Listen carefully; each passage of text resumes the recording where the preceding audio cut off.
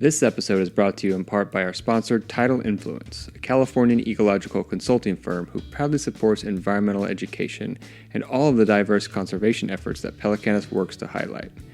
Visit their website at TidalInfluence.com to learn more about what they do to conserve our coastal resources and how you can get involved. Hi everyone, we've got some fun headlines for today's Pelicanus News. We have 4 stories in 4 categories: tech, water conservation, land back, and rewilding.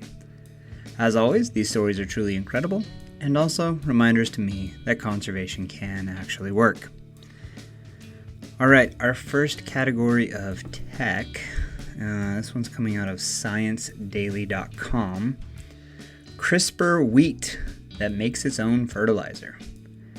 Scientists at the University of California, Davis have created wheat plants capable of promoting the formation of their own fertilizer, a development that could lower global air and water pollution and reduce farming expenses. The work comes from a research group directed by Eduardo Blumwald, a distinguished professor in the Department of Plant Sciences. Using the gene editing tool CRISPR, the team increased the plant's production of one of its natural chemicals.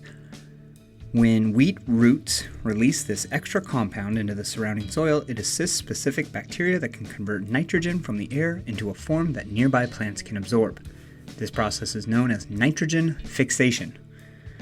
For many developing regions, this advancement could offer new support for reliable crop production. In Africa, people don't use fertilizers because they don't have money, and farms are small, not larger than 6 to 8 acres, Blumwald said. Imagine you are planting crops that stimulate bacteria in the soil to create the fertilizer that the crops need naturally. That's a big difference. This wheat innovation builds on the group's previous success in rice, and similar work is underway to expand the technique to other major cereal crops. Alright, second category of water conservation. This one's coming directly from the mayor's office in the city of LA.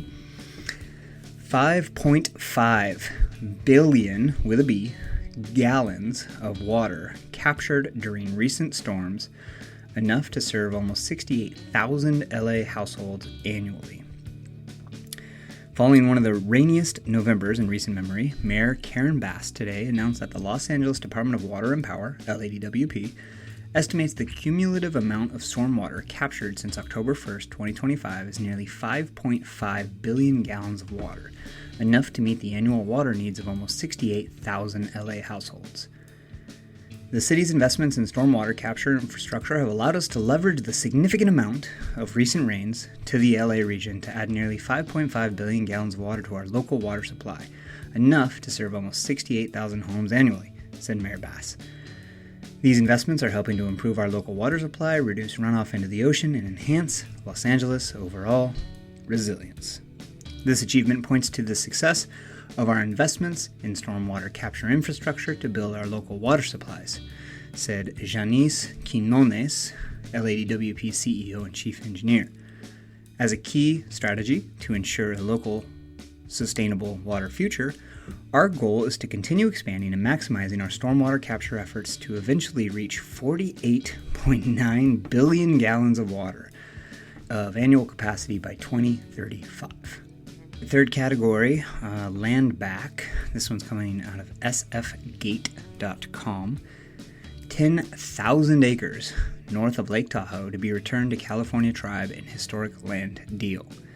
A historic deal will return over 10,000 acres of former ranch land in the northern Sierra Nevada to the Washoe tribe of Nevada and California, state officials have now announced. California's Wildlife Conservation Board recently approved a $5.5 million grant to assist the Land Trust in purchasing 10,274 acres near the town of Loyalton, the California Department of Fish and Wildlife announced. The property, formerly Loyalton Ranch, is about 50 miles north of Lake Tahoe and 20 miles north of Reno.